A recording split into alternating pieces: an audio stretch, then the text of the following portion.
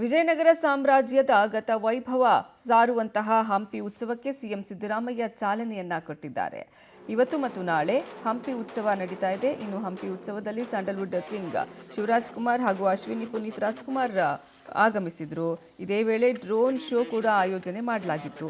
ಹಂಪಿ ಕಲ್ಲಿನ ರಥ, ವಿರೂಪಾಕ್ಷ ದೇವಾಲಯ, ಹಂಪಿ ಲಾಂಛನ ನಯನ ಮನೋಹರವಾಗಿತ್ತು.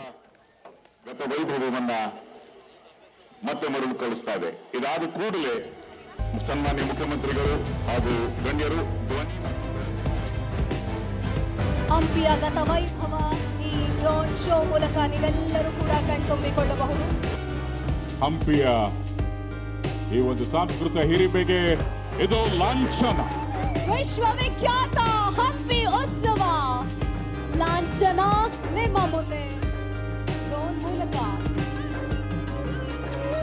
ಆಧುನಿಕತೆಯ ಸ್ಪರ್ಶ ಇದೀಗ ಹಂಪಿ ಉತ್ಸವಕ್ಕೆ ಆಗಿದೆ.